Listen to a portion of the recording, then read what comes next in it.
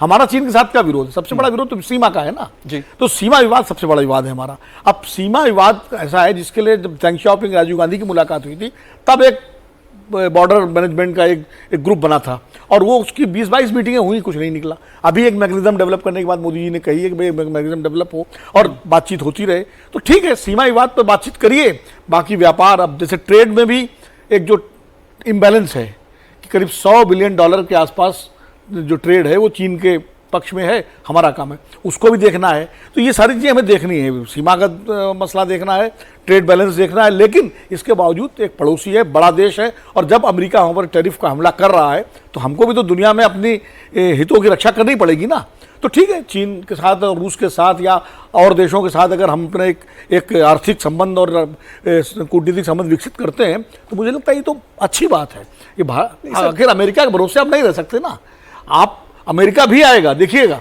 इस नीति से अमेरिका को भी मजबूर होकर के कुल मिला के अपनी नीतियों पर पुनर्विचार करना पड़ेगा, क्योंकि ट्रंप के ऊपर वहाँ के अमेरिकी समाज का, अमेरिकी संस्थाओं का जो दबाव है। अब आप हेडलाइन देख लीजिए ना, वहाँ की मीडिया की सारी हेडलाइन जो है वो बता रही है कि ट्रंप साहब आप गलती कर रहे हो, आप कहाँ जा रहे हो, आप क्या कर रहे हो। अभी कोर्ट का जिक्र किया ही विजय जी ने, कल वहाँ के जो है फेडरल कोर्ट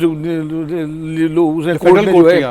नहीं सुप्रीम कोर्ट ने नहीं, वहाँ का जो वो कोर्ट है, सेशनल कोर्ट है, उसने दिया सुप्रीम कोर्ट में जाएंगे। ट्रंप ने कहा सुप्रीम कोर्ट में जाएंगे इस मामले को लेकर के। लेकिन अगर एक अदालत अगर उसका विरोध कर रही है उनकी टैरिफ नीति का और कह रही है इनको अधिकारी नहीं है, तो इसका मतलब वहाँ की संस्थाएं भी खड़ी हो रही हैं। तो ट्रंप साहब को भी विचार करना पड़ेगा आने वाले समय में, और इसलिए ये गोलबंदी इन देशों की बहुत जरूरी थी। नहीं सर, गोलबंदी की तो बात ठीक है, लेकिन इस मुस्लिम मसले पे एक बात जो निकल कर आई, जो आपने कहा कि जो पाकिस्तान और चीन का रिश्ता है, क्योंकि अगर पाकिस्तान और चीन का रिश्ता इसी तरह से रहा तो भारत के लिए जो हम कह रहे हैं कि विश्वास एक बहुत महत्वपूर्ण होता है। एक तो हमारा भी तो ताइवान से रिश्ता है ना, ठीक, हमारा हांगकांग से ताइवान से रिश्ता है, चीन का रिश्ता ताइवान से वही है जो पाकिस्तान से हमारा है। तो हम ताइवान से संबंध थोड़ी तोड़ रहे हैं। तो इसलिए ये सब चलता रहता है अंतर्राष्ट्रीय कूटनीति में कि संबंधों को आप चीन के साथ कैसे देखें, ताइवान के साथ कैसे देखें, वो पाकिस्तान कैसे बात आगे ना सम्मान की, तो अब सम्मान जैसे भारत को रखता है ना सम्मान, भारत जाके चीन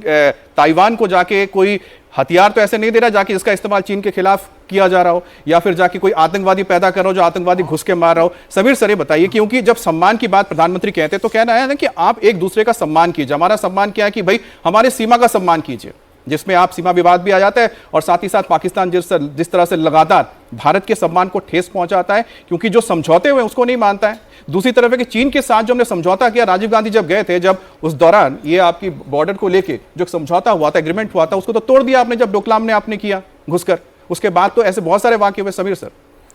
देखिए, अब आज प्रधानमंत्री मोदी चीन में है, और